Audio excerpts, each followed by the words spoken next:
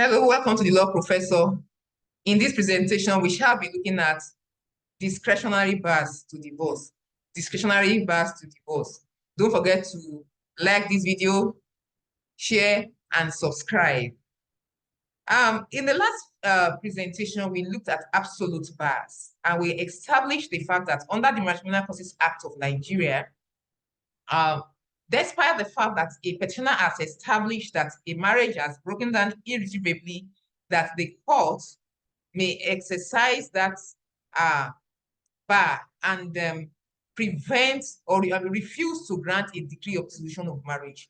In this presentation, we shall be looking at what we call discretionary bars, where the courts have a discretion, despite the existence of certain facts, to say, well, we know that these facts exist, but we shall still grant the divorce, or we shall not grant the divorce. The court has a discretion, as there is room for the court to make the decision one way or the other. So what do we mean by discretionary bars? What do we mean by this? If you look at the Matrimonial Causes Act of Nigeria, it makes provision for what we call discretionary bars. And these bars would work against the petitioner. They would work against the petitioner in the sense that the court could decide that it will not grant the petition, or they may not work against the petitioner, and the courts, despite their existence, would still decide to grant the decree of dissolution of marriage. There are three types of discretionary bars. Don't forget what we said about the absolute ones when we said there were three. And those bars are stated in the Matrimonial Causes Act. Because we said that they give the court the liberty to exercise discretion, the essence of these bars, when we look at them, is that there is some fault factor on the part of the petitioner himself or herself. And the focus here is that the court is looking at the petitioner as someone who had, well, you have come before the court alleging that this marriage has broken down irretrievably, but we are looking at you have not come with clean hands. And there is some element of matrimonial misconduct on the part of the petitioner themselves, in contrast to the absolute bars. Like we mentioned in that last in the video on absolute bars, that the focus is on the respondent who has committed a misconduct, but the court is saying, despite the misconduct on the part of the respondent, we are going to bar you, we are going to prevent or refuse a decree because you can see that you have either forgiven it, tolerated it, or there's pollution and what have you. So in this presentation, Section 28 of the Matrimonial Causes Act provides that the court may, in its discretion, refuse to make a decree of dissolution of marriage if since the marriage, note that says in its discretion, the court may refuse. Well, that means that the court may either refuse or it may decide to go ahead and grant the decree. If it finds that the petitioner has committed adultery that has not been condoned by the respondent or haven't been condoned, has been revived. So you, the petitioner, you are bringing a petition based on maybe that the respondent has committed adultery or has deserted or any other allegation that you are making against the respondent.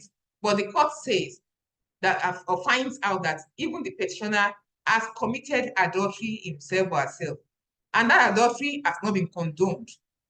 That is, it has not been forgiven and restatement taking place according to what we discussed on absolute bars. There's no condonation of that adultery or having been condoned has been revived. Has been revived. If this is found, the court may refuse to grant the petition.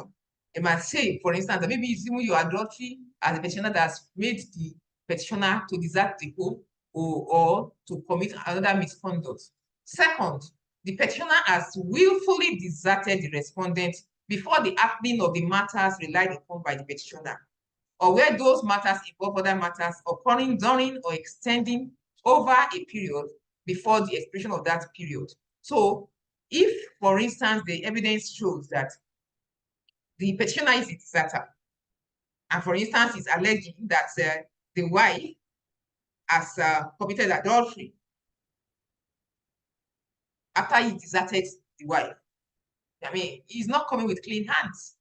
So the court might decide to exercise its discretion one way or the other. Or thirdly, the habit of the petitioner has, or the conduct of the petitioner has conduced or contributed to the existence of the matter relied upon by the petitioner. These three grounds are regarded as discretionary bars.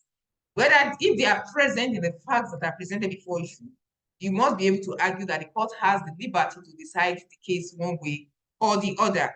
It might say, well, whatever happens, this marriage has broken down. Both of them have been guilty of one matrimonial misconduct of the other. So let's just issue our decree and stop holding an empty marriage together. Now, the conduct, the fact upon which the divorce is sought is immaterial. Unlike in the absolute bars, the court can still exercise its discretion in favor of the petitioner, like I keep repeating. And if you notice that section 28C says conduct that conduces or contributes to the facts alleged in the petition, there must be a correlation between the fact of petition and the conduct that is needed. If you look at a case like Opajobi against Opajobi, where the husband had left the wife, he went on transfer and he left the town without the consent of the wife, and left the wife and the children without any means of subsistence. And eventually, the wife, having struggled and struggled, committed adultery and even had a child from that adultery. The husband then petitioned for dissolution of the marriage on the basis of the wife's adultery. And the wife, of course, cross-petitioned on the basis of their living apart. You know, we have established that when a petitioner brings the petition, the respondent may also cross-petition on that ground or on another ground as stipulated under the Matrimonial Causes Act. And the court said that his conduct of leaving the wife without subsistence, along with the children, created the room for the wife to have gone ahead and committed adultery. The petition for divorce was still granted. It was still granted, but the court still exercised its discretion because it saw that the marriage has actually broken down. But we are saying that eventually what the court is looking out for is that the marriage has broken down irretrievably. The marriage has broken down irretrievably. So if the court is able to see that, then it's likely that it will exercise its discretion and grant the divorce. In Ladipo and Ladipo, the husband sent the wife packing, got a truck and packed her load into the truck and sent her back to her parents' house. And despite every reconciliatory effort, he refused to have her back. In that context, it created the avenue for them to be living apart. In most of these cases, the courts usually would exercise their discretion to say that marriage has broken down irretrievably, but that is not absolute. So there are some considerations that will come into play. In the cases like Opajobi and Ladipo demonstrate the fact that there can be cross petition, and the same fact that constitutes maybe living apart actually constitutes a form of desertion if the fine distinction is identified. The conditions for the exercise of discretion. How would the court exercise its discretion? Like I said, if a marriage has actually broken down, this one has committed adultery, that one has been married to somebody, has had a child for another person, and what have you, and you cannot even see any hope because both parties have moved on, then the decree of dissolution is likely to be granted, even despite the fact that these bars exist.